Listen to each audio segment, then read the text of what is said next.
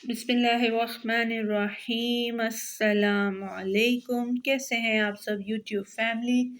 उम्मीद करती हूँ आप सब ठीक होंगे, खैरियत से होंगे और पीरे कामिल सल्लल्लाहु अलैहि वआलैहि वसल्लम को एंजॉय कर रहे होंगे।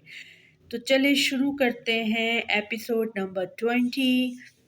वीडियो शुरू करने से पहले मेरे चैनल को लाइक कर दें, शेयर कर दें, सब्सक्राइब कर दें और कमेंट में ज़रूर बताएं आपको पीरे कामिल सल्लल्लाहु अलैहि वसल्लम सुनकर कैसा लग रहा है। और उसके साथ साथ मुझे फीडबैक में ये भी बताएं कि आपको मेरी वीडियोस कैसी लग रही हैं। आप लोग वीडियो को पूरा देखा कीजिए, वॉच कीजिए और साथ में ज़रूर मुझे कमेंट में ज़रूर बताया कीजिए कि आपको कैसी लग रही हैं, क्योंकि आपका और चैनल को लाइक ज़रूर करें। इससे मुझे आपकी तरफ से प्यार मिलता है। ये आपका प्यार ही है जो आप लोग मुझे इतना पसंद करेंगे, तो इससे मुझे हौसला मिलेगा और आपके लिए मैं और अच्छी अच्छी वीडियोस लेके आऊँगी। तो चलिए शुरू करते हैं पीरे कामिल सल्लल्लाहु अलैहि वसल्लम एपिसोड नंबर 20। सिकंदर उस्मान ने कतरे सताइशी नज़रों से अपने तीसरे बेटे को देखा। वो कुछ देर पहले इनके साथ खाना खाने के बाद अब कपड़े तब्दील करके उनके पास आया था। सफ़ेद शलवार कमीज़ और घर में पहनी जाने वाली स्याह चप्पल में वो अपने आम से हुलिये के बावजूद बहुत बावकार लग रहा था।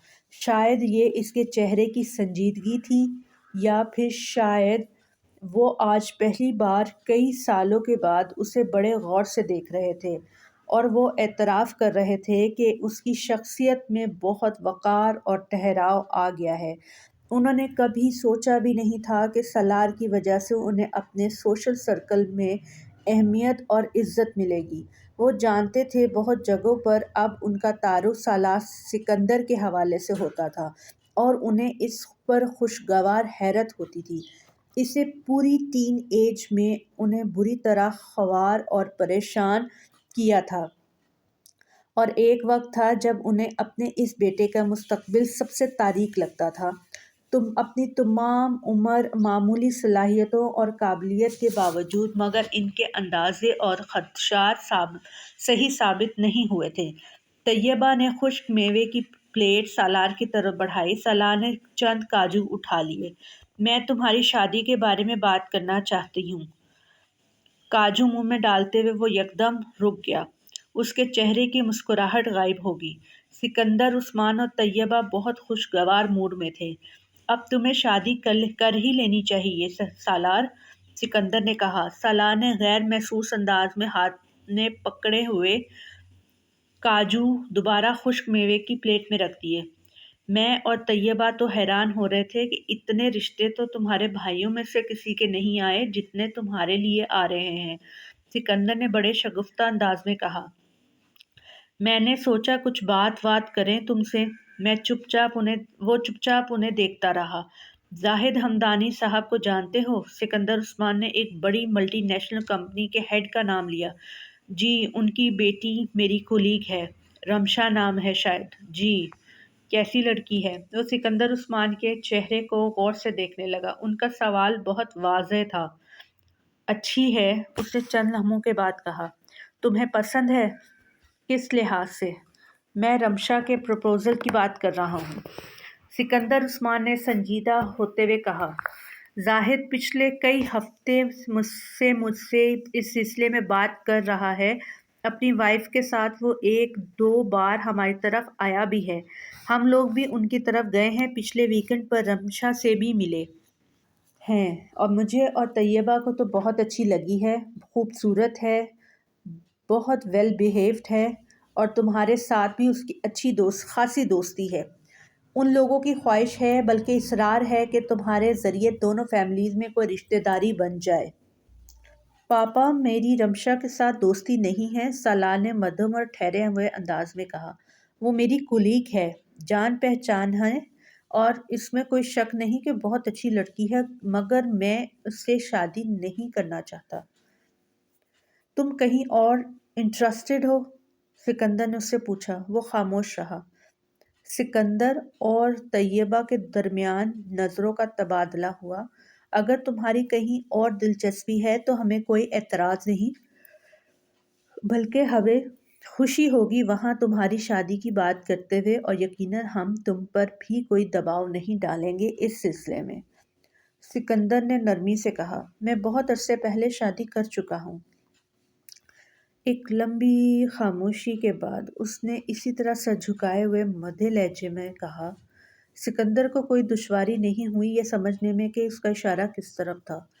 ان کے چہرے پر یکدم سنجیدگی آ گئی۔ امامہ کی بات کر رہے ہو؟ وہ خاموش رہا۔ سکندر بہت دیر تک بے یقینی سے اسے دیکھتے رہے۔ اتنے عرصے سے اس لیے شادی نہیں کر رہے؟ سکندر کو جیسے ایک شوق لگا تھا۔ ان کا خیال تھا وہ اسے بھلا چکا تھا۔ آخر یہ 8 سال پرانی بات تھی۔ اب تک تو وہ شادی کر چکی ہوگی، اپنی زندگی آرام سے گزار رہی ہوگی۔ تمہاری اور اس کی شادی تو کب کی ختم ہو چکی۔ سکندر نے اس سے کہا، نہیں پاپا، اس کے ساتھ میری شادی ختم نہیں ہوئی۔ اس نے پہلی بار سر اٹھا کر کہا، تم نے اسے نکاح نامہ میں طلاق کا اختیار دیا تھا، اور مجھے یاد ہے تم اسے ڈھونڈنا چاہتے تھے تاکہ طلاق دے سکو۔ سکندر نے جیسے اسے یاد کروایا، میں نے اسے ڈھونڈا تھا مگر وہ مجھے نہیں ملی، اور وہ یہ بات نہیں جانتی کہ اس کے پاس طلاق کا اختیار ہے۔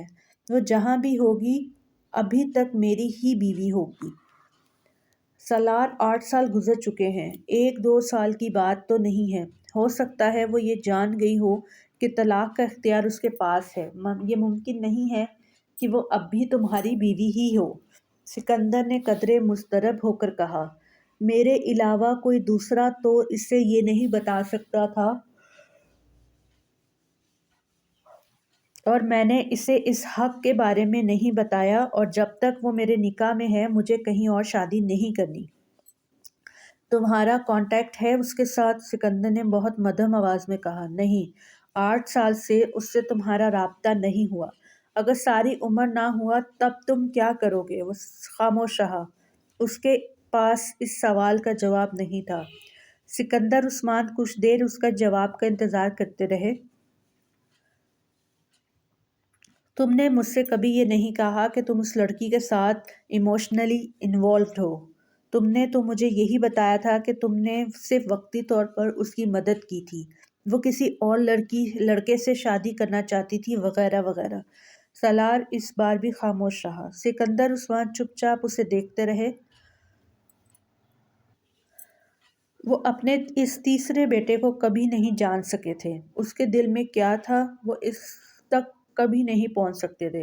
جس لڑکی کے لیے وہ 8 سال ضائع کر چکا تھا اور باقی کی زندگی ضائع کرنے کے لیے تیار تھا، اس کے ساتھ اس کے جذباتی تعلق کی شدت کیسی ہو سکتی تھی، یہ اب شاید اسے لفظوں میں بیان کرنے کی ضرورت نہیں تھی۔ کمرے میں خاموشی کا ایک لمبا وقفہ آیا۔ پھر سکندر عثمان اٹھ کر اپنے ڈریسنگ روم میں چلے گئے۔ ان کی واپسی چند منٹوں کے بعد ہوئی۔ صوفے پر بیٹھنے کے بعد انہوں نے سالار کی طرف ایک لفافہ بڑھا دیا۔ اس نے سوالیہ نظروں سے انہیں دیکھتے ہوئے وہ لفافہ پکڑ لیا۔ امامہ نے مجھ سے رابطہ کیا تھا، وہ سانس نہیں لے سکا۔ سکندر عثمان ایک بار پھر صوفے پر بیٹھ چکے تھے۔ یہ 5-6 سال پہلے کی بات ہے، وہ تم سے بات کرنا چاہتی تھی۔ فون ناصرہ نے اٹھایا تھا اور اس نے امامہ کی آواز پہچان لی۔ تب تم پاکستان میں تھے۔ ناصرہ نے تمہاری بجائے مجھ سے اس کی بات کروائی۔ اس نے مجھ سے کہا کہ میں تم سے اس کی بات کرواؤں۔ میں نے اس سے کہا کہ تم مر چکے ہو۔ میں نہیں چاہتا تھا کہ وہ تم سے رابطہ کرے، اور جس مصیبت سے ہم چھٹکارا پا چکے ہیں اس میں دوبارہ پڑیں۔ مجھے یقین تھا کہ وہ میری بات پر یقین کر لے گی، کیونکہ تم کئی بار خودکشی کی کوششیں کر چکے تھے۔ وہ وسیم کی بہن تھی، تمہارے بارے میں یہ سب کچھ جانتی ہوگی۔ کم از کم ایک ایسی کوشش کی تو وہ خود گواہ تھی۔ میں اسے نکاح نامے میں موجود طلاق کے اختیار کے بارے میں نہیں بتا سکا، نہ ہی اس طلاق نامے کے بارے میں جو میں نے تمہاری طرف سے تیار کروایا تھا۔ تب جب میں نے امریکہ بھجوایا تھا تم سے ایک سادہ کاغذ پر سائن لیے تھے۔ میں چاہتا تھا کہ مجھے ضرورت پڑے تو میں خود ہی طلاق نامہ تیار کروا لوں۔ یہ قانونی یا جائز تھا کہ نہیں کہ اس کا پتہ نہیں، مگر میں نے اسے تیار کروا لیا تھا اور میں امامہ کو اس کے بارے میں بتانا چاہتا تھا اور اسے تمام پیپرز بھی دینا چاہتا تھا، مگر اس نے فون بند کر دیا۔ میں نے نمبر ٹریس آؤٹ کروایا، وہ کسی پی سی او کا تھا۔ اس کے کچھ دنوں بعد 20,000 کے کچھ ٹریولرز چیک مجھے اس نے ڈاک کے ذریعے بھجوائے۔ اس کے ساتھ ایک خط بھی تھا، شاید تم نے اسے کچھ رقم دی تھی، اس نے وہ واپس کی تھی۔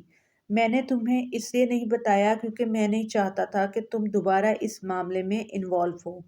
میں امامہ کی فیملی سے خوفزدہ تھا، مجھے اندیشہ تھا کہ وہ تب بھی تمہاری طاق میں ہوں گے اور میں چاہتا تھا تم اپنا کیریئر بناتے رہو۔ وہ لفافہ ہاتھ میں پکڑے رنگ بدلتے ہوئے چہرے کے ساتھ سکندر عثمان کو دیکھتا رہا۔ کسی نے بہت آہستگی کے ساتھ اس کے وجود سے جان نکال لی تھی۔ اس نے لفافے کو ٹیبل پر رکھ دیا۔ وہ نہیں چاہتا تھا کہ طیبہ اور سکندر اس کے ہاتھ کی کپکپاہٹ کو دیکھ سکیں۔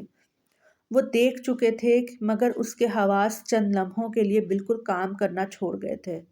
اپنے سامنے پڑی ٹیبل پر رکھے اس لفافے پر ہاتھ رکھے وہ کچھ دیر اسے دیکھتا رہا، پھر اسے ٹیبل پر رکھے رکھے اس نے اس کے اندر موجود کاغذ کو نکال لیا۔ ڈیئر انکل سکندر، مجھے آپ کے بیٹے کی موت کے بارے میں جان کر بہت افسوس ہوا۔ میری وجہ سے آپ لوگوں کو چند سال پہلے بہت پریشانی کا سامنا کرنا پڑا، میں اس کے لیے معذرت خواہ ہوں۔ مجھے سالار کو کچھ رقم ادا کرنی تھی اور وہ میں آپ کو بھجوا رہی ہوں۔ خدا حافظ، امامہ ہاشم۔ سالار کو لگا وہ واقعی مر گیا ہے۔ سفید چہرے کے ساتھ اس نے کاغذ کے اس ٹکڑے کو دوبارہ لفافے کے میں ڈال دیا۔ کچھ بھی کہے بغیر اس نے لفافہ تھاما اور اٹھ کر کھڑا ہوا۔ سکندر اور طیبہ دم بخود اسے دیکھتے رہے۔ جب وہ سکندر کے پاس سے گزرنے لگا تو وہ اٹھ کر کھڑے ہو گئے۔ سالار! وہ رک گیا۔ سکندر نے اس کے کندھے پر ہاتھ رکھ دیا۔ جو کچھ بھی ہوا دانستگی میں ہوا۔ میں نہیں چاہتا تھا کہ اگر تم نے کبھی مجھے امامہ کے بارے میں اپنی فیلنگز بتائی ہوتی تو میں کبھی یہ سب نہ کرتا۔ میں اس سارے معاملے کو کسی اور طرح ہینڈل کرتا یا پھر اس کے ساتھ تمہارا رابطہ کروا دیتا۔ میرے بارے میں اپنے دل میں کوئی شکایت یا گلہ مت رکھنا۔ سالار نے سر نہیں اٹھایا، ان سے نظر نہیں ملائی، مگر سر کو ہلکی سی جنبش دی۔ اسے ان سے کوئی شکوہ نہیں تھا۔ سکندر نے اس کے کندھے سے ہاتھ ہٹا لیا۔ وہ تیزی سے کمرے سے نکل گیا۔ سکندر چاہتے تھے وہ وہاں سے چلا جائے۔ انہوں نے اس کے ہونٹوں کو کسی بچے کی طرح کپکپاتے دیکھا تھا۔ وہ بار بار انہیں بھینچ کر خود پر قابو پانے کی کوشش کر رہا تھا۔ چند منٹ اور وہاں رہتا تو شاید پھوٹ پھوٹ کر رونے لگتا۔ سکندر اپنے پچھتاوے میں مزید اضافہ نہیں چاہتے تھے۔ طیبہ نے اس ساری گفتگو میں کوئی مداخلت نہیں کی، مگر سالار کے باہر جانے کے بعد انہوں نے سکندر کے دل دہی کرنے کی کوشش کی۔ پریشان ہونے کی ضرورت نہیں ہے، آپ نے جو کچھ کیا اس کی بہتری کے لیے کیا، وہ سمجھ جائے گا۔ وہ سکندر کے چہرے سے ان کی ذہنی کیفیت کا اندازہ لگا سکتی تھی۔ سکندر ایک سگریٹ سلگاتے ہوئے کمرے میں چکر لگا رہا تھا۔ یہ میری زندگی کی سب سے بڑی غلطی تھی۔ مجھے سالار سے پوچھے بغیر یا اس کو بتائے بغیر یہ سب کچھ نہیں کرنا چاہیے تھا۔ مجھے امامہ سے اس طرح کا جھوٹ بھی نہیں بولنا چاہیے تھا۔ مجھے وہ بات ادھوری چھوڑ کر تعصب آمیز انداز میں ایک ہاتھ کو مٹھی کی صورت میں بھینچے ہوئے کھڑکی میں جا کر کھڑے ہو گئے۔ گاڑی بہت محتاط انداز میں اس سڑک پر پھسل رہی تھی۔ سالار کئی سال بعد پہلی بار اس سڑک پر رات کے اس پہر گاڑی چلا رہا تھا۔ وہ رات اس کی آنکھوں کے سامنے کسی فلم کی طرح چل رہی تھی۔ اسے لگا 8 سال اڑ کر غائب ہو گئے تھے۔ سب کچھ وہیں تھا، وہیں تھا۔ کوئی بڑی آہستگی سے اس کے برابر میں آ بیٹھا۔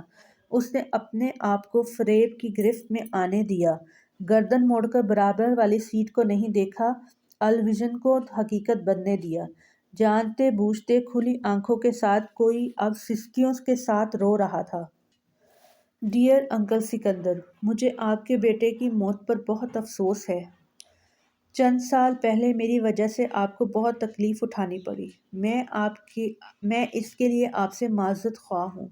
مجھے سالار کو کچھ رقم ادا کرنی تھی، وہ اب میں آپ کو بھیج رہی ہوں۔ خدا حافظ، امامہ ہاشم۔ ایک بار پھر اس خط کی تحریر اس کے ذہن میں گونجنے لگی تھی۔ وہ سکندر عثمان کے پاس سے آ کر بہت دیر تک خط لیے اپنے کمرے میں بیٹھا رہا۔ اس نے امامہ کو کوئی رقم نہیں دی تھی، مگر وہ جانتا تھا اس نے اس کا کون سا قرض لوٹایا تھا۔ موبائل فون کی قیمت اور اس کے بلز۔ وہ خالی الذہنی کے عالم میں اپنے بیڈ پر بیٹھے نیم تاریک کمرے کی کھڑکیوں سے باہر اس کے گھر کی عمارت کو دیکھتا رہا۔ ساری دنیا یکدم جیسے ہر زندہ شے سے خالی ہو گئی تھی۔ اس نے خط پر تاریخ پڑھی، وہ امامہ کے گھر سے جانے کے تقریباً 2.5 سال بعد بھیجا گیا تھا۔ 2.5 سال کے بعد اگر وہ 20,000 روپے اسے بھجوا رہی تھی تو اس کا مطلب تھا وہ خیریت سے تھی۔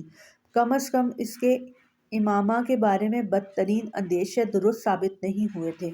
اسے خوشی تھی، لیکن اگر اس نے یہ سمجھ لیا تھا کہ سالار مر چکا تھا تو پھر وہ اس کی زندگی سے بھی نکل گیا تھا، اور اس کا کیا مطلب تھا وہ یہ بھی جانتا تھا۔ کئی گھنٹے وہ اسی طرح وہیں بیٹھا رہا، پھر پتہ نہیں اس کے دل میں کیا آیا، اپنا بیگ پیک کر کے وہ گھر سے نکل آیا۔ اور اب وہ اس سڑک پر تھا، اسی دھند میں، اسی موسم میں، سب کچھ جیسے دھواں بن رہا تھا۔ یا پھر دھند چند گھنٹوں کے بعد وہ اسی ہوٹل نما سروس اسٹیشن کے پاس جا پہنچا۔ اس نے گاڑی روک لی۔ دھند میں ملفوف وہ عمارت اب بالکل بدل چکی تھی۔ گاڑی کو موڑ کر وہ سڑک سے اتار کر اندر لے آیا، پھر دروازہ کھول کر نیچے اتر آیا۔ 8 سال پہلے کی طرح آج بھی وہاں خاموشی کا راج تھا، صرف لائٹس کی تعداد پہلے سے زیادہ تھی۔ اس نے ہارن نہیں دیا، اس لیے اندر سے کوئی نہیں نکلا۔ برآمدے میں اب وہ پانی کا ڈرم نہیں تھا۔ وہ برآمدے سے گزرتے ہوئے اندر جانے لگا، تبھی اندر سے ایک شخص نکل آیا۔ اس سے پہلے کہ وہ کچھ کہتا، سالار نے اسے کہا، میں چائے پینا چاہتا ہوں۔ اس نے جمائی لی اور واپس مڑ گیا۔ آ جائیں۔ سالار اندر چلا گیا۔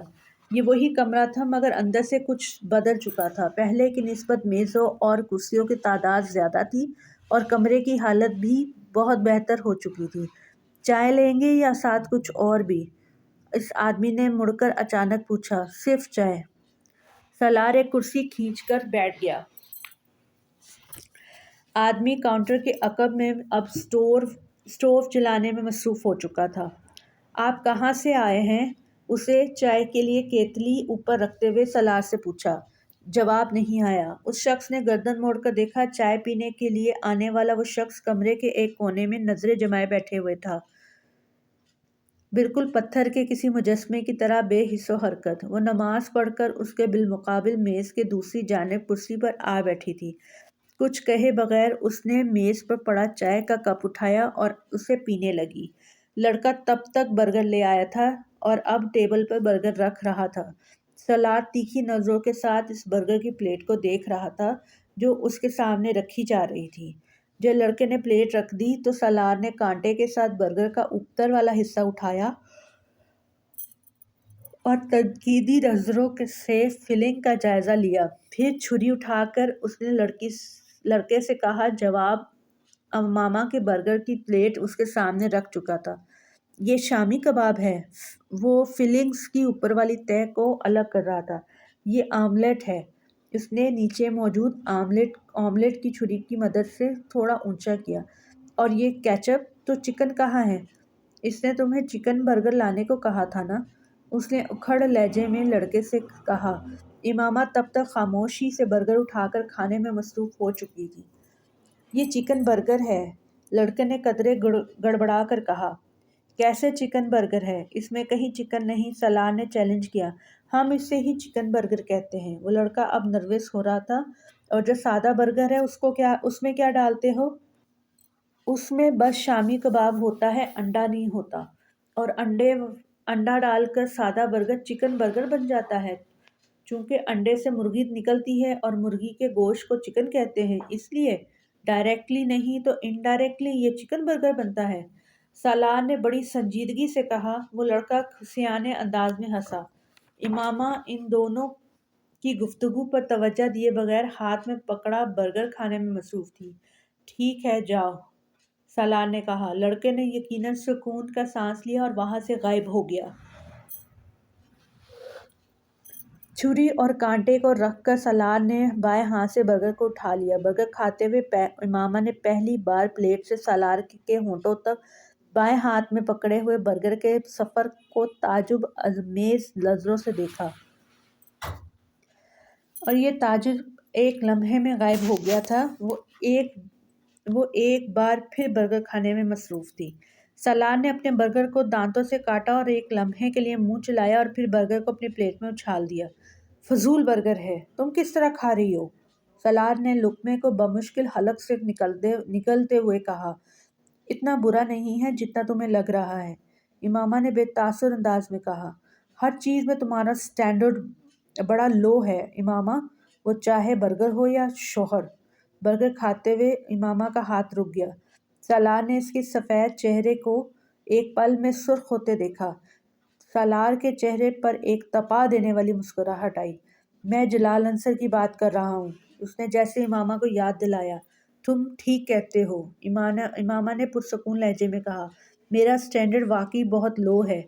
وہ ایک بار پھر برگر کھانے لگی۔ میں نے سوچا تم برگر میرے منہ پر دے مارو گی، سالار نے دبی مسکراہٹ کے ساتھ کہا۔ میں رزق جیسی نعمت کو کیوں ضائع کروں گی؟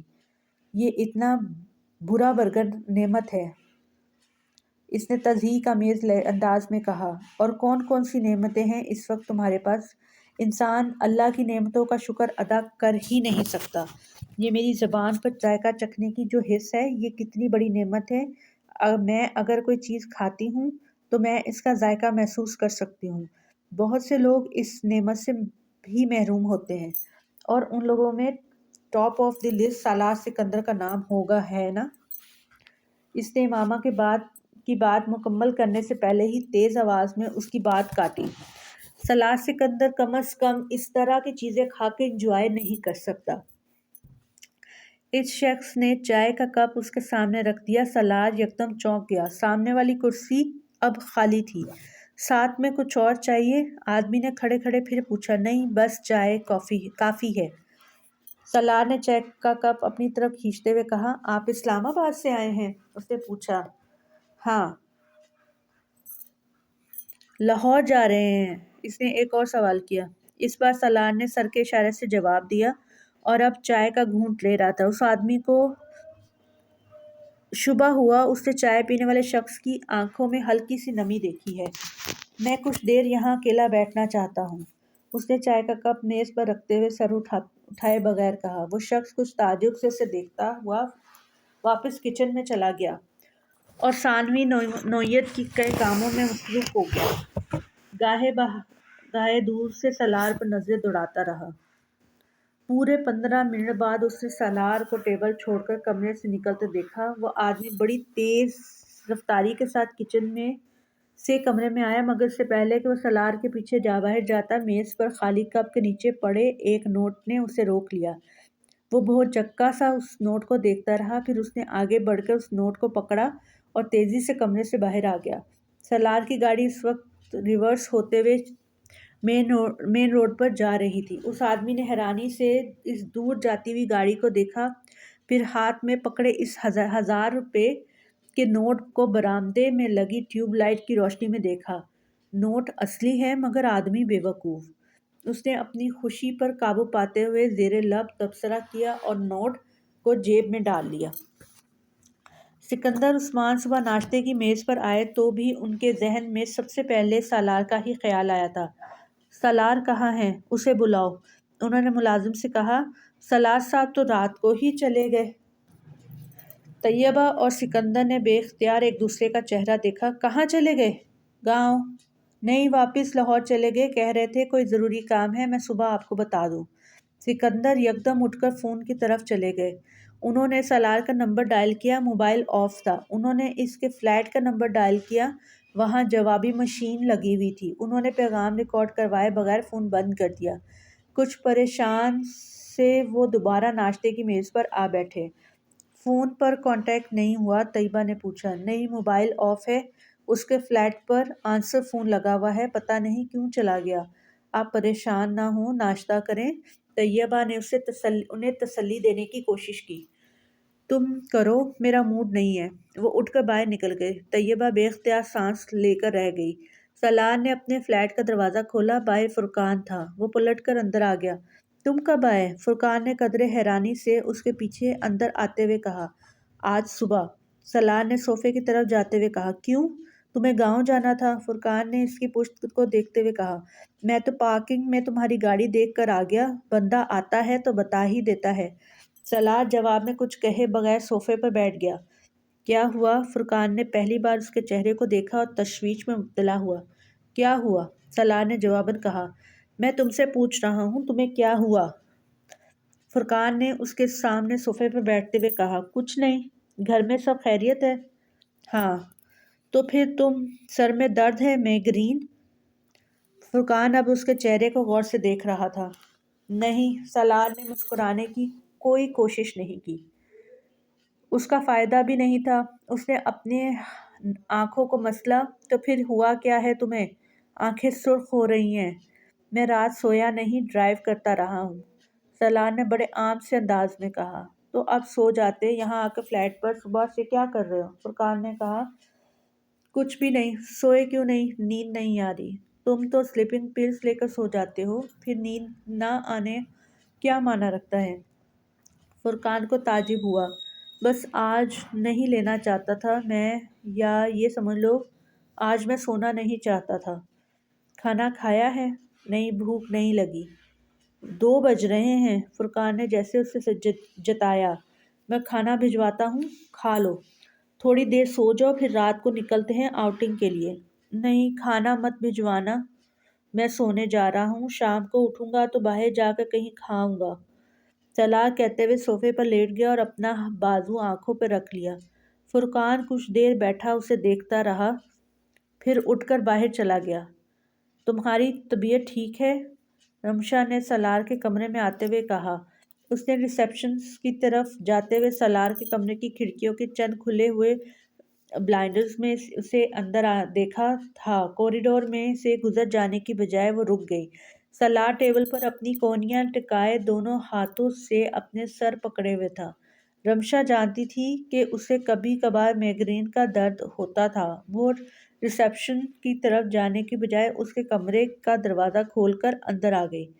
سالار اسے دیکھ کر سیدھا ہو گیا۔ وہ اب ٹیبل پر کھلی ایک فائل کو دیکھ رہا تھا۔ تمہاری طبیعت ٹھیک ہے؟ رمشا نے فکر مندی سے پوچھا۔ ہاں، میں بالکل ٹھیک ہوں۔ اس نے رمشا کو دیکھنے کی کوشش نہیں کی۔ رمشا واپس جانے کی بجائے آگے بڑھ آئی۔ نہیں، تم ٹھیک نہیں لگ رہے، اس نے سالار کے چہرے کو غور سے دیکھتے ہوئے کہا۔ تم پلیز اس فائل کو لے جاؤ، اسے دیکھ لو، میں دیکھ نہیں پا رہا۔ سالار نے اس کی بات کا جواب دینے کے بجائے فائل بند کر کے ٹیبل پر اس کی طرف کھسکا دی۔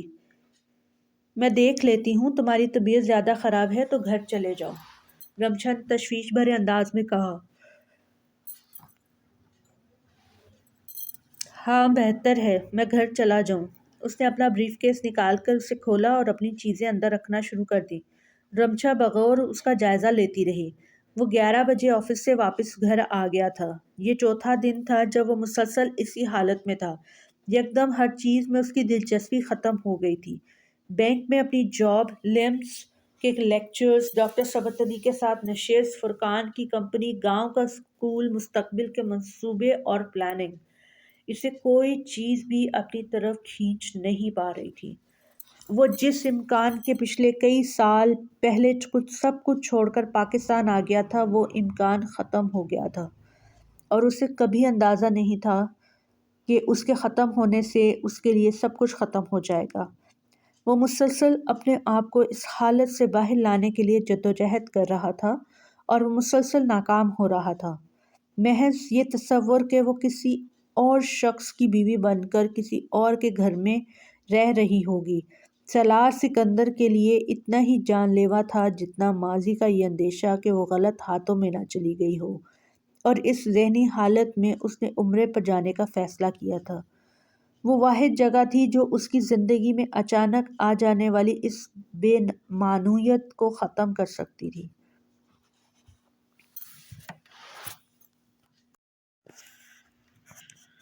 وہ احرام باندھے خانہ کعبہ کے صحن میں کھڑا تھا۔ خانہ کعبہ میں کوئی نہیں تھا، دور دور تک کسی وجود کا نشان نہیں تھا۔ رات کے پچھلے پہر آسمان پر چاند اور ستاروں کی روشنی نے صحن کے ماربل سے منعکس ہو کر وہاں کی ہر چیز کی ایک عجیب سی دودھیا روشنی میں نہلا دیا تھا۔ چاند اور ستاروں کے علاوہ وہاں اور کوئی روشنی نہیں تھی۔ خانہ کعبہ کے غلاف پر لکھی ہوئی آیات سیاہ غلاف پر عجیب طرح سے روشن تھیں۔ ہر طرف گہرا سکوت تھا، اور اس گہرے سکوت کو صرف ایک آواز توڑ رہی تھی، اس کی آواز، اس کی اپنی آواز۔ وہ مقام ملتزم کے پاس کھڑا تھا، اس کی نظریں خانہ کعبہ کے دروازے پر تھیں، اور وہ سر اٹھائے بلند آواز سے کہنے لگا، لبیک اللہم لبیک، لبیک لا شریک لک لبیک، ان الحمد والنعمت لک والملک لا شریک لک۔ حاضر ہوں میں میرے اللہ، میں حاضر ہوں، حاضر ہوں، تیرا کوئی شریک نہیں، میں حاضر ہوں۔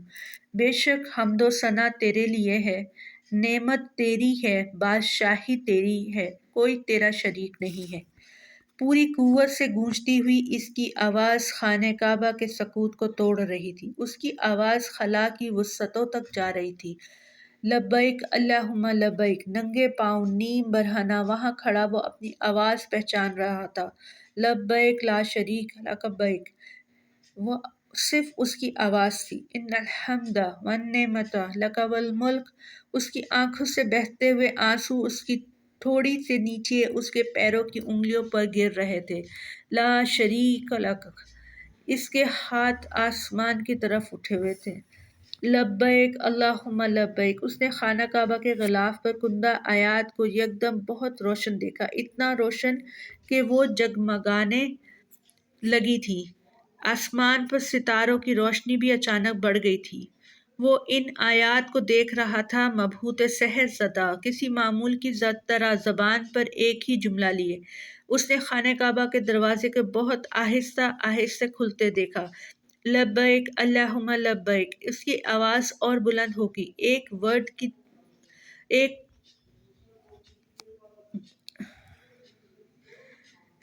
کی طرح، ایک سانس، ایک لے۔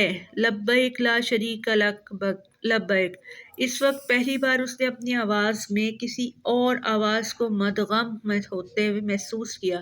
ان الحمد والنعمت۔ اس کی آواز کی طرح وہ آواز بلند نہیں تھی، کسی سرگوشی کی طرح تھی، کسی گونج کی طرح، مگر وہ پہچان سکتا تھا وہ اس کی آواز کی گونج نہیں تھی، وہ کوئی اور آواز تھی۔ لک والملک۔ اس نے پہلی بار خانہ کعبہ میں اپنے علاوہ کسی اور کی موجودگی کو محسوس کیا۔ لا شریک لک لبیک۔ خانہ کعبہ کا دروازہ کھل رہا تھا۔ لبیک اللہم لبیک۔ وہ اس نسوانی آواز کو پہچانتا تھا۔ لبیک لا شریک لک۔ وہ اس کے ساتھ وہی الفاظ دہرا رہی تھی۔ لبیک ان الحمد والنعمت۔ آواز دائیں طرف نہیں تھی، بائیں طرف تھی۔ کہاں؟ اس کی پشت پر، چند قدم کے فاصلے پر۔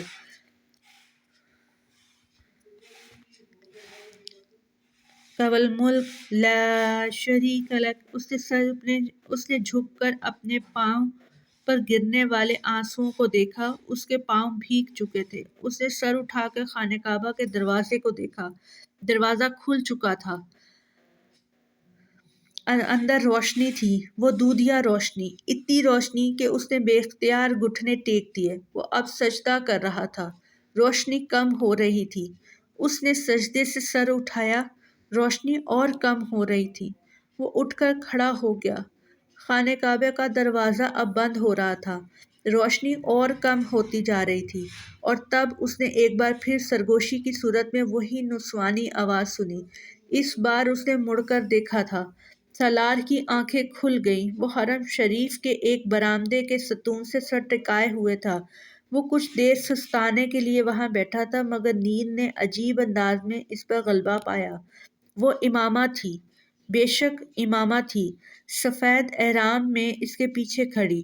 اس نے اس کی صرف ایک جھلک دیکھی تھی، مگر ایک جھلک بھی اسے یقین دلانے کے لیے کافی تھی کہ وہ امامہ کے علاوہ کوئی اور نہیں تھی۔ خالی الذہنی کے عالم میں لوگوں کو ادھر سے ادھر جاتے دیکھ کر بے اختیار اس کا دل بھر آیا۔ 8 سال سے زیادہ عرصہ ہو گیا تھا اسے اس عورت کو دیکھے جسے اس نے آج وہاں حرم شریف میں خواب میں دیکھا تھا۔ کسی زخم کو پھر ادھیڑا گیا تھا۔ اس نے گلاسز اتار دیے اور اپنے دونوں ہاتھوں سے چہرے کو ڈھانپ لیا، آنکھوں سے ابلتے گرم پانی کو رگڑتے، آنکھوں کو مسلتے۔ اسے خیال آیا یہ حرم شریف تھا، یہاں اسے کسی سے آنسو چھپانے کی ضرورت نہیں تھی، یہاں سب آنسو بہانے کے لیے ہی آتے تھے۔ اس نے چہرے سے ہاتھ ہٹا لیے، اس پہ رقت طاری ہو رہی تھی۔ وہ سر جھکائے بہت دیر وہاں بیٹھا رہا، روتا رہا۔ پھر اسے یاد آیا وہ ہر سال وہاں عمرے کے لیے آیا کرتا تھا، وہ امامہ ہاشم کی طرف سے بھی عمرہ کیا کرتا تھا، وہ اس کی عافیت اور لمبی زندگی کے لیے بھی دعا مانگا کرتا تھا، وہ امامہ ہاشم کو ہر پریشانی سے محفوظ رکھنے کے لیے بھی دعا مانگا کرتا تھا۔ جہاں بھر کی دعائیں، مگر اس نے وہاں حرم شریف میں کبھی امامہ کو اپنے لیے نہیں مانگا تھا۔ عجیب بات تھی، مگر اس نے وہاں کبھی امامہ کے حصول کے لیے دعا نہیں کی تھی۔ اس کے آنسو یکدم تھم گئے، وہ اپنی جگہ سے اٹھ کر کھڑا ہو گیا۔ وضو کے بعد اس نے عمرے کے لیے احرام باندھا۔ کعبہ کا طواف کرتے ہوئے اس بار اتفاقاً اسے مقام ملتزم کے پاس جگہ مل گئی، وہاں جہاں اس نے اپنے آپ کو خواب میں کھڑے دیکھا تھا۔ اپنے اوپر ہاتھ اٹھاتے ہوئے اس نے دعا شروع کی، یہاں کھڑے ہو کر تجھ سے انبیاء دعا مانگا کرتے تھے، ان کی دعاؤں میں اور میری دعا میں بہت فرق ہے۔ وہ گڑ گڑا رہا تھا، میں نبی ہوتا تو نبیوں جیسی دعا کرتا، مگر میں تو عام بشر ہوں اور گناہ گار بشر، میری خواہشات، میری آرزوئیں سب عام ہیں۔ یہاں کھڑے ہو کر کبھی کوئی کسی عورت کے لیے نہیں رویا ہوگا۔ میری ذلت اور پستی کی اس سے زیادہ انتہا کیا ہوگی کہ میں یہاں کھڑا، حرم پاک میں کھڑا، ایک عورت کے لیے گڑ گڑا رہا ہوں، مگر مجھے نہ اپنے دل پر اختیار ہے نہ اپنے آنسوؤں پر۔ یہ میں نہیں تھا جس نے اس عورت کو اپنے دل میں جگہ دی، یہ تو نے کیا۔ کیوں میرے دل میں اس عورت کے لیے اتنی محبت ڈال دی کہ میں تیرے سامنے کھڑا بھی اس کو یاد کر رہا ہوں؟ کیوں مجھے اس قدر بے بس کر دیا کہ مجھے اپنے وجود پر بھی کوئی اختیار نہیں رہا؟ میں وہ بشر ہوں جسے تو نے ان تمام کمزوریوں کے ساتھ بنایا، میں وہ بشر ہوں جسے تیرے سوا کوئی راستہ دکھانے والا نہیں، اور وہ عورت ہوں میری زندگی کے ہر راستے پر کھڑی ہے، مجھے کہیں جانے کہیں پہنچنے نہیں دے رہی۔ یا تو اس کی محبت کو اس طرح میری دل سے نکال دے کہ مجھے کبھی اس کا خیال تک نہ آئے، یا پھر اسے مجھے دے دے۔ وہ نہیں ملے گی تو میں ساری زندگی اس کے لیے ہی روتا رہوں گا، وہ مل جائے گی تو تیرے علاوہ میں کسی کے لیے آنسو نہیں بہا سکوں گا۔ میرے آنسوؤں کو خالص ہونے دے۔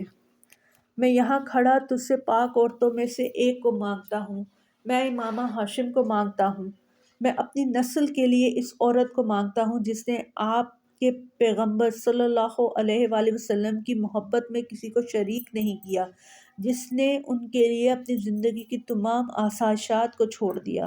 اگر میں نے اپنی زندگی میں کبھی کوئی نیکی کی ہے تو مجھے اس کے عوض امامہ ہاشم دے دے۔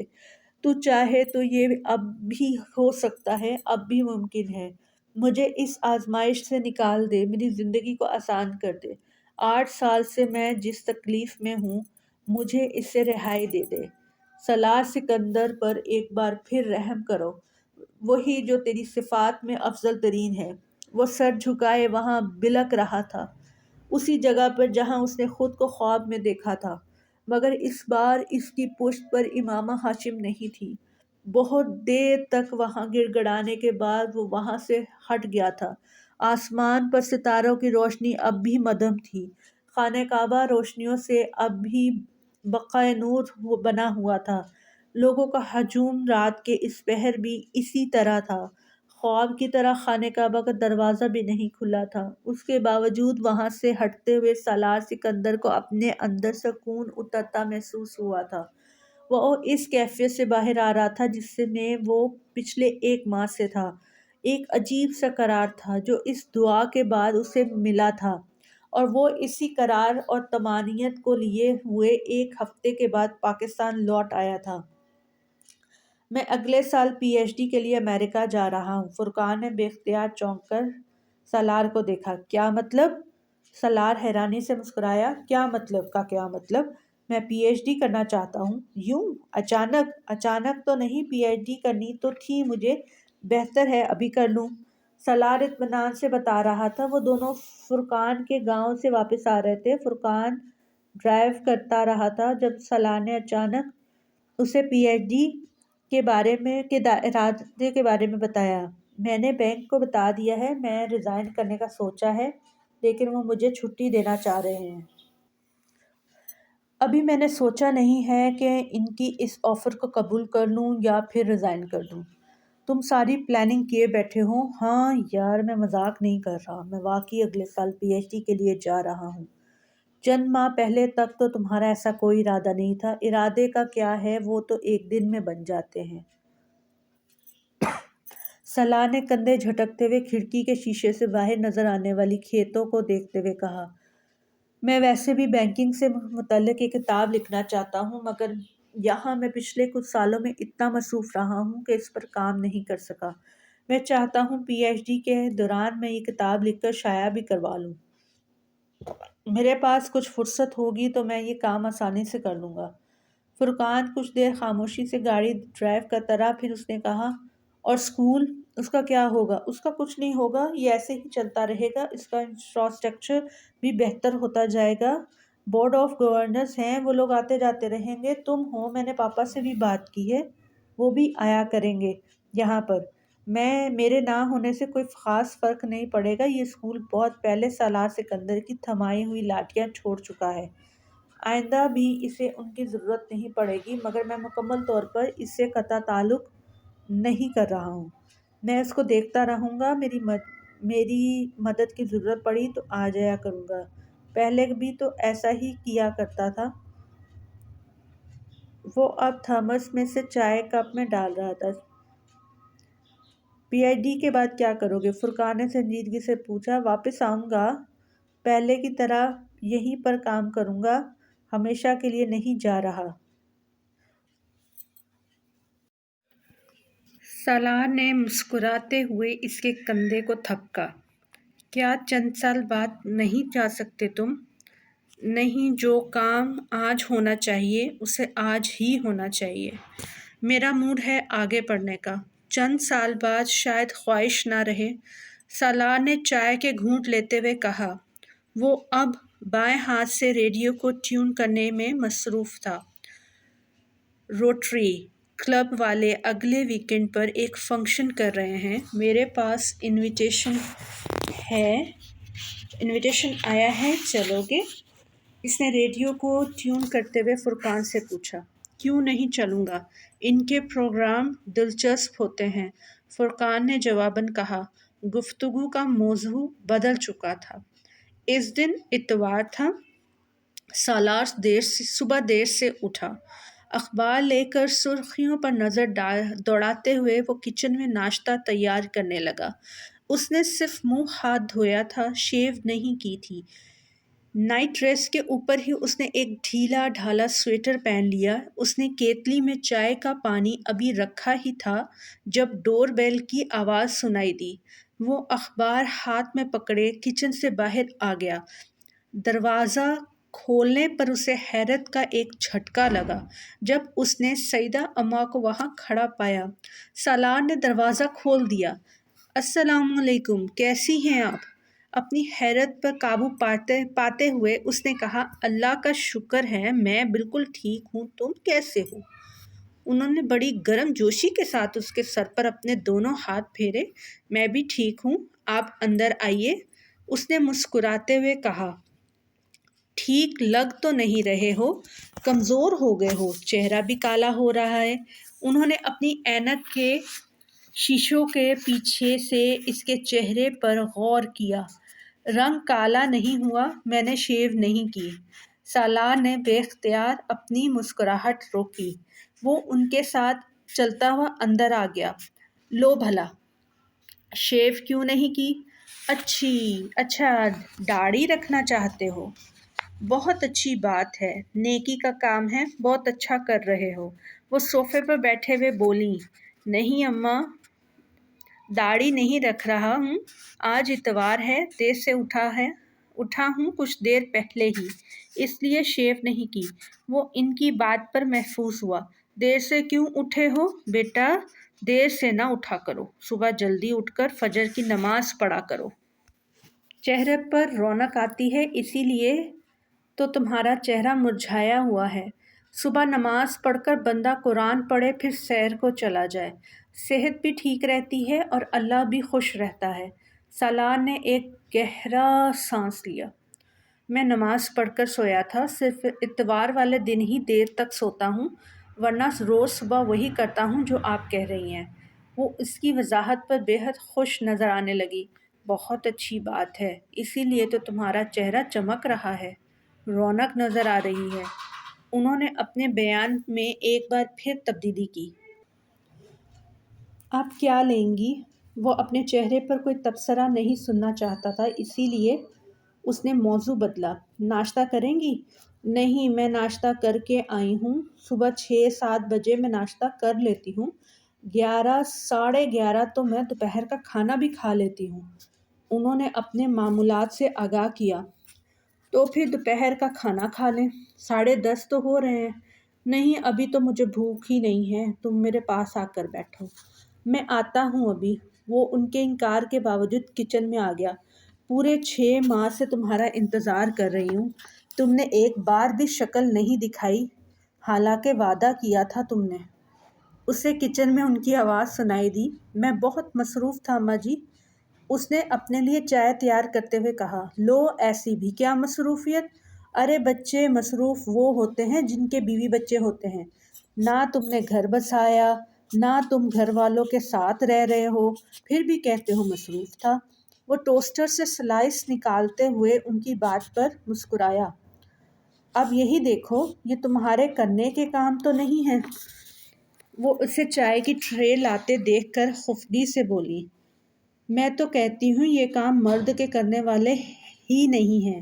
وہ کچھ کہے بغیر مسکراتے ہوئے میز پر برتن رکھنے لگا۔ اب دیکھو، بیوی ہوتی تو یہ کام بیوی کر رہی ہوتی، مرد اچھا لگتا ہی نہیں ایسے کام کرتے ہوئے۔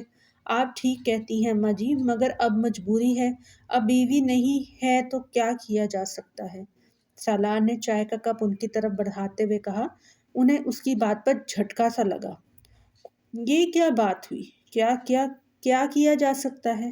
ارے بچے، دنیا لڑکیوں سے بھری ہوئی ہے، تمہارے تو اپنے ماں باپ بھی ہیں، ان سے کہو تمہارا رشتہ طے کریں، یا تم چاہو تو میں کوشش کروں۔ سالار کو یکدم صورتحال کی سنگینی کا احساس ہونے لگا۔ نہیں اماں جی، آپ چائے پئیں، میں بہت خوش ہوں اپنی زندگی سے۔ جہاں تک گھر کے کاموں کا تعلق ہے تو وہ تو ہمارے پیغمبر صلی اللہ علیہ وآلہ وسلم بھی کر لیا کرتے تھے۔ لو، اب تم کہاں سے کہاں پہنچ گئے؟ میں تو تمہاری بات کر رہی ہوں۔ وہ کچھ گڑبڑا گئیں۔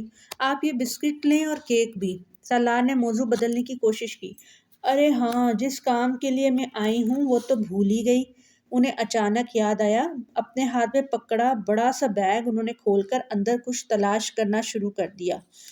تمہاری بہن کی شادی طے ہو گئی ہے۔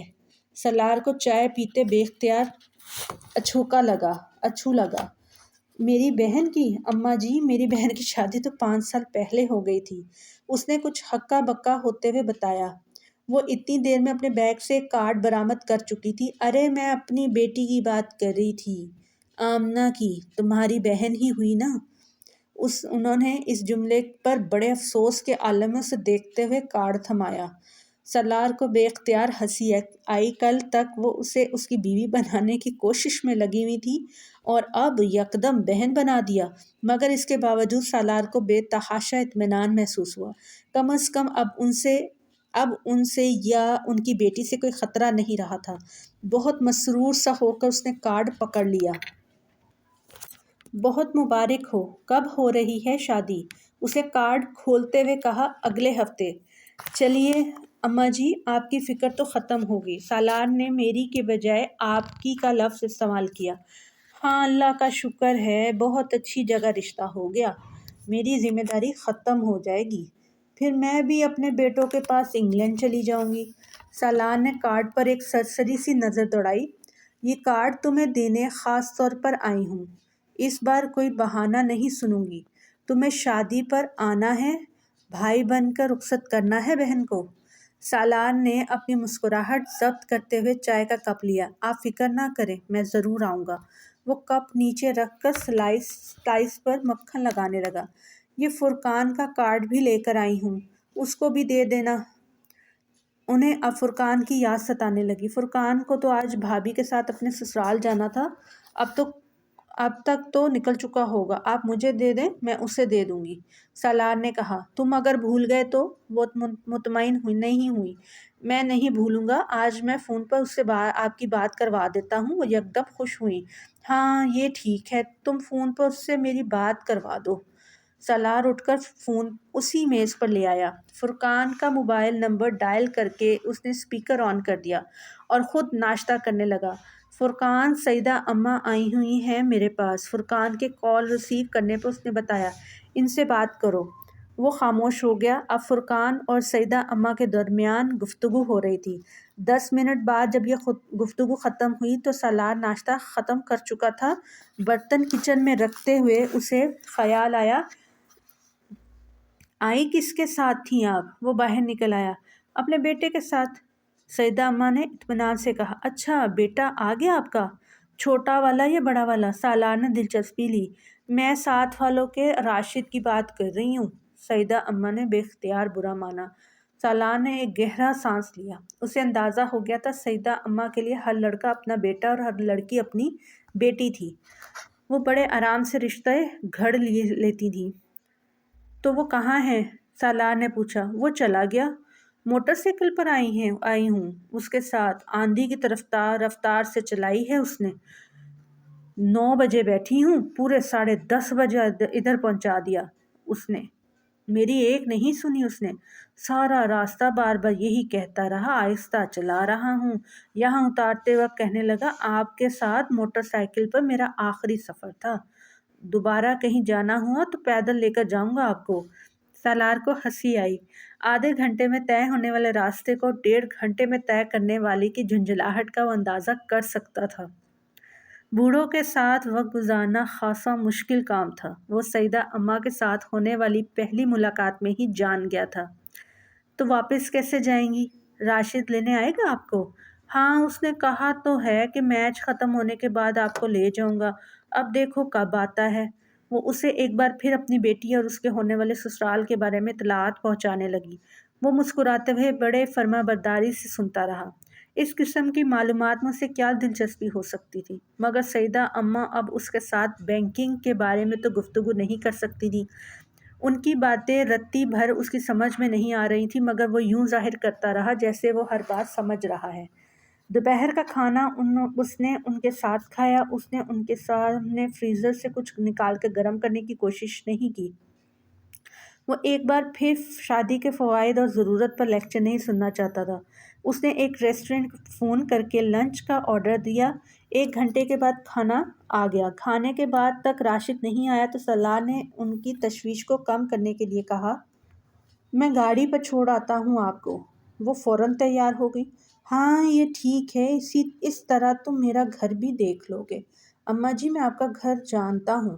سالار نے کار کی چابی تلاش کرتے ہوئے انہیں یاد دلایا۔ آدھے گھنٹے کے بعد وہ اس گلی میں تھا جہاں سیدہ اماں کا گھر تھا۔ گاڑی سے اتر کر انہیں اندر گلی میں دروازے تک چھوڑ گیا۔ انہوں نے اسے اندر آنے کی دعوت دی جسے اس نے شکریہ کے ساتھ رد کر دیا۔ آج نہیں، آج بہت کام ہے، وہ اپنی بات کہہ کر پچھتایا۔ بچے، اسی لیے کہتی ہوں شادی کر لو، بیوی ہوگی تو خود سارے کام دیکھے گی، تم کہیں آ جا سکو گے۔ اب یہ کوئی زندگی ہے کہ چھٹی کے دن بھی گھر کے کام لیے کر بیٹھے رہو گے؟ انہوں نے افسوس بھری نظروں سے اسے دیکھا۔ جی آپ ٹھیک کہہ رہی ہیں، اب میں جاؤں؟ اس نے کمال فرما برداری کا مظاہرہ کرتے ہوئے ان کی ہاں میں ہاں ملائی۔ ہاں ٹھیک ہے جاؤ، مگر یاد رکھنا شادی پر ضرور آنا۔ فرقان سے بھی ایک بار پھر کہہ دینا کہ وہ بھی آئے اور اس کو کارڈ ضرور پہنچا دینا۔ سالار نے ان کے دروازے پر لگی ہوئی ڈور بیل دوبارہ بجائی اور خداحافظ کہتے ہوئے پلٹا۔ اپنے پیچھے اس نے دروازہ کھلنے کی آواز سنی۔ سیدہ اماں اب اپنی بیٹی سے کچھ کہہ رہی تھیں۔ پھر کیا پروگرام ہے، چلو گے؟ فرقان نے اگلے دن شام کو اس سے کارڈ لیتے ہوئے کہا، نہیں، میں تو اس ویکنڈ پر کراچی جا رہا ہوں IBA کے ایک سیمینار کے لیے۔ اتوار کو میری واپسی ہوگی، میں تو آ کر بس سوؤں گا، نتھنگ ایلس، تم چلے جانا۔ میں لفافہ دے دوں گا، وہ تم میری طرف سے معذرت کرتے ہوئے دے دینا۔ سالار نے کہا، کتنے افسوس کی بات ہے سالار، وہ خود کارڈ دے کر گئی ہیں تو اتنی محبت سے بلایا ہے۔ فرقان نے کہا، جانتا ہوں، لیکن میں ادھر جا کر وقت ضائع نہیں کر سکتا، ہم بس تھوڑی دیر بیٹھیں گے پھر آ جائیں گے۔ فرقان، میری واپسی کنفرم نہیں ہے، ہو سکتا ہے میں اتوار کو آ ہی نہ سکوں یا اتوار کی رات کو آؤں۔ بے حد فضول آدمی ہو تم۔ وہ بڑی مایوس ہوگی۔ کچھ نہیں ہوگا، میرے نہ ہونے سے ان کی بیٹی کی شادی تو نہیں رک جائے گی؟ ہو سکتا ہے انہیں پہلے ہی میرے نہ آنے کا اندازہ ہو، اور ویسے بھی فرقان، تم اور میں کوئی اتنے اہم مہمان نہیں ہیں۔ سالار نے لاپرواہی سے کہا، بہرحال میں اور میری بیوی تو جائیں گے، چاہے ہم کم اہم مہمان ہی کیوں نہ ہوں۔ فرقان نے ناراضی سے کہا، میں نے کب روکا ہے، ضرور جاؤ، تمہیں جانا بھی چاہیے۔ سیدہ اماں کے ساتھ تمہاری مجھ سے زیادہ بے تکلفی اور دوستی ہے، سالار نے کہا، مگر سیدہ اماں کو میرے بجائے تمہارا زیادہ خیال رہتا ہے، فرقان نے جتایا۔ وہ مروت ہوتی ہے۔ سالار نے اس کی بات کو سنجیدگی سے لیے بغیر کہا، جو بھی ہوتا ہے، بہرحال تمہارا خیال تو ہوتا ہے انہیں۔ چلو، اور کچھ نہیں تو ڈاکٹر ثبت علی کی عزیزہ سمجھ کر ہی تم ان کے ہاں چلے جاؤ۔ فرقان نے ایک اور حربہ آزمایا، ڈاکٹر صاحب تو خود یہاں نہیں ہیں، وہ تو خود شادی میں شرکت نہیں کر رہے، اور اگر وہ یہاں ہوتے بھی تو کم از کم مجھے تمہاری طرح مجبور نہیں کرتے۔ اچھا، میں بھی نہیں کرتا تمہیں مجبور، تمہیں جانا چاہیے، تم مت جاؤ۔ فرقان نے کہا، نہیں جانا چاہتے تو مت جاؤ، فرقان نے کہا۔ سالار ایک بار پھر اپنے لیپ ٹاپ کے ساتھ مصروف ہو چکا تھا۔ وہ ایک سرسبز و وسیع سبزہ زار تھا جہاں وہ دونوں موجود تھے۔ وسیع کھلے سبزہ زار میں درخت تھے مگر زیادہ بلند نہیں۔ خوبصورت پھولدار جھاڑیاں تھیں، چاروں طرف خاموشی تھی۔ وہ دونوں کسی درخت کے سائے میں بیٹھنے کے بجائے ایک پھولدار جھاڑی کے قریب کھلی دھوپ میں بیٹھے تھے۔ امامہ اپنے گھٹنوں کے گرد بازو لپیٹے ہوئے بیٹھی تھی اور وہ گھاس پر چت لیٹا ہوا تھا، اس کی آنکھیں بند تھیں۔ ان دونوں کے جوتے کچھ فاصلے پر پڑے ہوئے تھے۔ امامہ نے اس بار خوبصورت سفید چادر اوڑھی ہوئی تھی۔ ان دونوں کے درمیان گفتگو ہو رہی تھی۔ امامہ اس سے کچھ کہتے ہوئے دور کسی چیز کو دیکھ رہی تھی۔ اس نے لیٹے لیٹے اس کی چادر کے ایک پلو سے اپنے چہرے کو ڈھانپ لیا، یوں جیسے دھوپ کی شعاعوں سے آنکھوں کو بچانا چاہتا ہو۔ اس کی چادر نے اسے عجیب سا سکون اور سرشاری دی تھی۔ امامہ نے چادر کے سرے کو اس کے چہرے سے ہٹانے یا کھینچنے کی کوشش نہیں کی۔ دھوپ اس کے جسم کو تراوٹ بخش رہی تھی۔ آنکھیں بند کیے وہ اپنے چہرے پر موجود چادر کے لمس کو محسوس کر رہا تھا۔ اس پر غنودگی طاری ہو رہی تھی، وہ نیند سے اپنی گرفت میں لے رہی تھی۔ سالار نے یکدم آنکھیں کھول دی۔ وہ اپنے بیڈ پر چت لیٹا ہوا تھا۔ کسی چیز نے اس کی نیند کو توڑ دیا تھا۔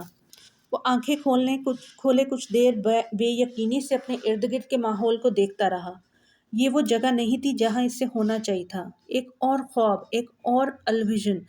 اس نے آنکھیں بند کر لی اور تب اس کو اس موبائل فون کی آواز سے متوجہ کیا جو مسلسل اس کے سرہانے بج رہا تھا۔ یہ فون ہی تھا جو اسے اس خواب سے باہر لے آیا تھا۔ قدرے جھنجھلاتے ہوئے اس نے لیٹے لیٹے ہاتھ بڑھا کر اس نے موبائل اٹھایا۔ دوسری طرف فرقان تھا۔ کہاں تھے سالار؟ کب سے فون کر رہا ہوں، اٹینڈ کیوں نہیں کر رہے تھے؟ فرقان نے اس کی آواز سنتے ہی کہا۔ میں سو رہا تھا، سالار نے کہا اور اٹھ کر بیٹھ گیا۔ اس کی نظر اب پہلی بار گھڑی پہ پڑی جو 4 بجا رہی تھی۔ تم فوراً سیدہ اماں کے ہاں چلے آؤ، دوسری طرف سے فرقان نے کہا۔ کیوں؟ میں نے تمہیں بتایا تھا، میں تو… فرقان نے اس کی بات کاٹ دی۔ میں جانتا ہوں تم نے مجھے کیا بتایا تھا، مگر یہاں کچھ ایمرجنسی ہو گئی ہے۔ کیسی ایمرجنسی؟ سالار کو تشویش ہوئی۔ تم یہاں آؤ گے تو پتہ چل جائے گا۔ تم فوراً یہاں پہنچو، میں فون بند کر رہا ہوں۔ فرقان نے فون بند کر دیا۔ سالار کچھ پریشانی کے عالم میں فون کو دیکھتا رہا۔ فرقان کی آواز سے اندازہ ہو گیا تھا کہ وہ پریشان تھا، مگر سیدہ اماں کے ہاں پریشانی کی نوعیت کیا ہو سکتی تھی؟ 15 منٹ میں کپڑے تبدیل کرنے کے بعد گاڑی میں تھا۔ فرقان کی اگلی کال اس نے کار میں ریسیو کی تھی۔ تم کچھ بتاؤ تو صحیح، کیا ہوا ہے؟ مجھے پریشان کر دیا ہے تم نے، سالار نے اس سے کہا۔ پریشان ہونے کی ضرورت نہیں ہے، تم ادھر ہی آ رہے ہو، یہاں آؤ گے تو تمہیں پتہ چل جائے گا۔ میں فون پر تفصیلی بات نہیں کر سکتا۔ فرقان نے ایک بار پھر فون بند کر دیا۔ تیز رفتاری سے ڈرائیو کرتے ہوئے اس نے آدھے گھنٹے کا سفر تقریباً 15 منٹ میں طے کیا تھا۔ فرقان اسے سیدہ اماں کے گھر کے باہر ہی مل گیا۔ سالار کا خیال تھا کہ سیدہ اماں کے ہاں اس وقت بہت چہل پہل ہوگی، مگر ایسا نہیں تھا۔ وہاں دور دور تک کسی بارات کے آثار نہیں تھے۔ فرقان کے ساتھ وہ بیرونی دروازے کے بائیں طرف بنے ہوئے ایک پرانی طرز کی ڈرائنگ روم میں آ گیا۔ آخر ہوا کیا ہے جو تمہیں مجھے اس طرح بلانا پڑا؟ سالار اب الجھ رہا تھا۔ سیدہ اماں اور ان کی بیٹی کے ساتھ ایک مسئلہ ہو گیا ہے، فرقان نے اس کے سامنے والے صوفے پر بیٹھتے ہوئے کہا۔ وہ بے حد سنجیدہ تھا۔ کیسا مسئلہ؟ جس لڑکے سے ان کی بیٹی کی شادی ہو رہی تھی، اس لڑکے نے کہیں اور اپنی مرضی سے شادی کر لی ہے۔ مائی گڈنس! سالار کے منہ سے بے اختیار نکلا۔ ان لوگوں نے ابھی کچھ دیر پہلے سیدہ اماں کو یہ سب فون پر بتا کر ان سے معذرت کی ہے۔ وہ لوگ اب بارات نہیں لا رہے۔ میں ابھی کچھ دیر پہلے ان لوگوں کے ہاں گیا ہوا تھا، مگر وہ لوگ واقعی مجبور ہیں۔ انہیں اپنے بیٹے کے بارے میں کچھ پتہ نہیں ہے کہ وہ کہاں ہے۔ اس لڑکے نے بھی انہیں صرف فون پر ہی اس کی اطلاع دی ہے۔ فرقان تفصیل بتانے لگا۔ اگر وہ لڑکا شادی نہیں کرنا چاہتا تھا تو اس سے بہت پہلے ہی ماں باپ کو صاف صاف بتا دینا چاہیے تھا۔ بھاگ کر شادی کر لینے کی ہمت تھی تو ماں باپ کو پہلے ہی اس شادی سے انکار کر دینے کی بھی ہمت ہونی چاہیے تھی، سالار نے ناپسندیدگی سے کہا۔ سیدہ اماں کے بیٹوں کو اس وقت یہاں ہونا چاہیے تھا، وہ اس معاملے کو ہینڈل کر سکتے تھے، لیکن اب وہ نہیں ہیں تو کسی نہ کسی کو تو سب کچھ دیکھنا ہے۔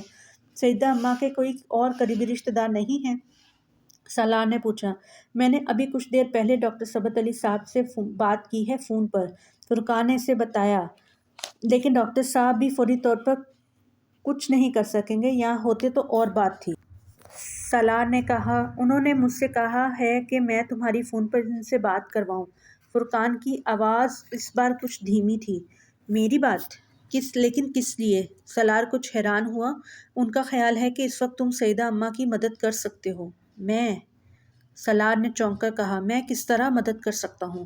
آمنہ سے شادی کر کے۔ سالار دم بخود پلکیں جھپکائے بغیر اسے دیکھتا رہا۔ تمہارا دماغ تو ٹھیک ہے؟ اس نے بمشکل فرقان سے کہا۔ ہاں بالکل ٹھیک ہے۔ سالار کا چہرہ سرخ ہو گیا۔ پھر تمہیں پتہ نہیں ہے کہ تم کیا کہہ رہے ہو؟ وہ ایک جھٹکے سے اٹھ کھڑا ہوا۔ فرقان برق رفتاری سے اٹھ کر اس کے راستے میں حائل ہو گیا۔ کیا سوچ کر تم نے یہ بات کہی ہے؟ سالار اپنی آواز پر قابو نہیں رکھ سکا۔ میں نے یہ سب تم سے ڈاکٹر صاحب کے کہنے پر کہا ہے۔ سالار کے چہرے پر ایک رنگ آ کر گزر گیا۔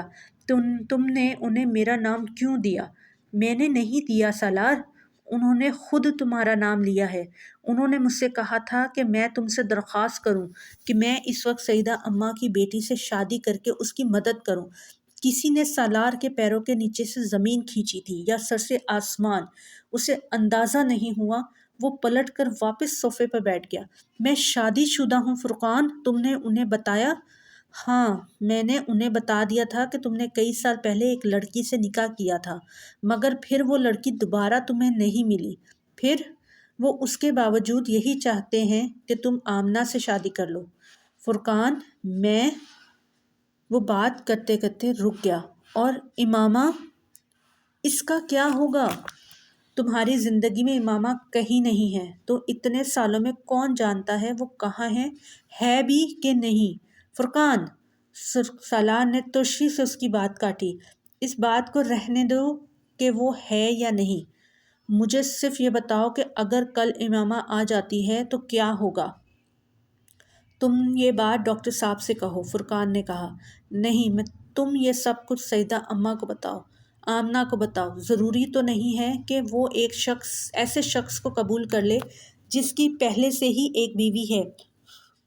ایسا ہوتا تو پھر اسی لڑکے کو قبول کر لیتی جس نے کہیں اور شادی کر لی ہے۔